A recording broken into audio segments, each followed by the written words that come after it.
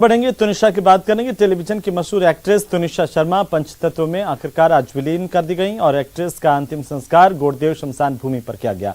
20 साल की युवा एक्ट्रेस जिसने मौत को गले लगा लिया और फिल्म के सेट पर ही फांसी लगा करके जान दे दी थी।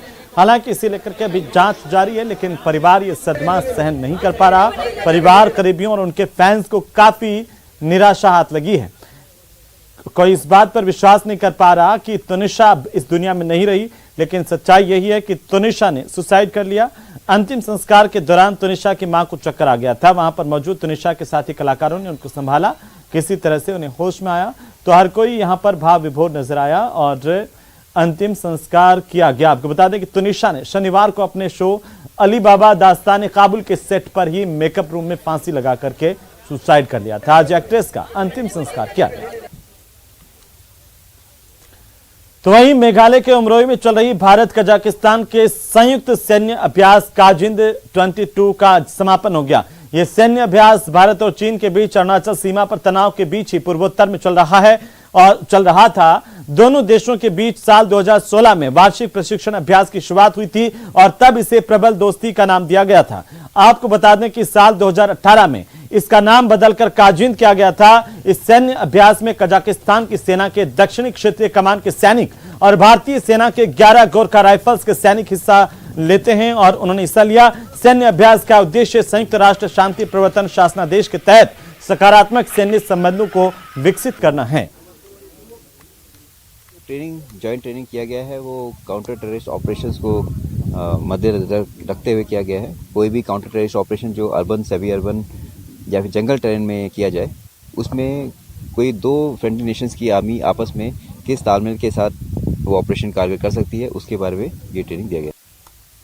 तो चलिए आगे बढ़ेंगे और अब बात करेंगे कोरोना वायरस के खतरे की। कोरोना वायरस का खतरा लगातार बढ़ रहा है। इसे देखते हुए देश भर के अस्पतालों में आज कोविड-19 की मॉक ड्रिल की गई। मॉक ड्रिल का मकसद इक्विपमेंट, प्रोसेस और मैन पावर से जुड़ी हुई तैयारियों को परखना था। भारत सरकार इस पूरे मामले को लेकर के कोरोना से लड़ने के लिए अपनी तैयारियों को पूरी तरह से अपटाइट रखना चाहती है और इसी को देखते हुए केंद्रीय स्वास्थ्य मंत्री मनसुख मांडविया ने दिल्ली के सफदरजंग अस्पताल पहुंच करके खुद व्यवस्थाओं को देखा, कोविड से जुड़ी तैयारियों को परखा। उनकी देखरेख में मॉक ड्रिल की गई।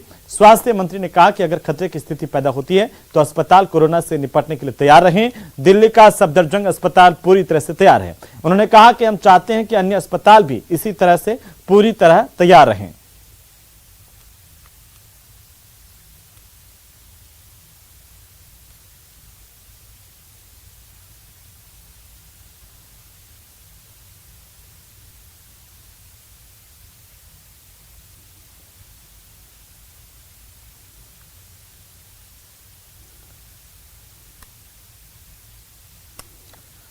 तो चले आगे बढ़ेंगे। बॉलीवुड के दबंग खान यानी कि सलमान खान 27 दिसंबर यानी कि आज से अपना 57वां जन्मदिन सलमान मना रहे हैं।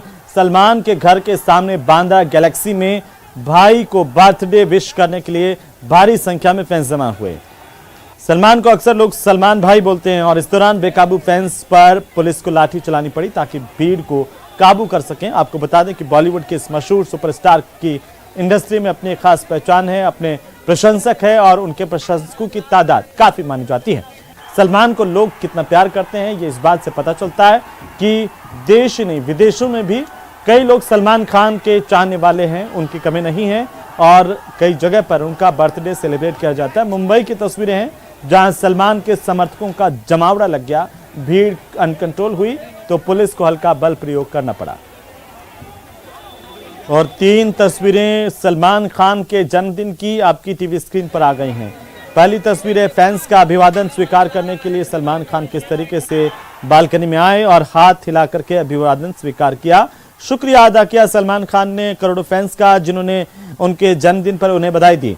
फैंस की जबरदस्त भीड़ की दूसरी तस्वीरें मुंबई की जहां पर भीड़ को तीतर बीतर करने के लिए हल्का बल प्रयोग करना पड़ा। उसकी तीसरी तस्वीर है आपकी टीवी स्क्रीन पर, पुलिस को हल्का बल प्रयोग करते हुए लाठीचार्ज करना पड़ा। तो वहीं आगे बढ़ेंगे। दिसंबर टू रिमेंबर भारत में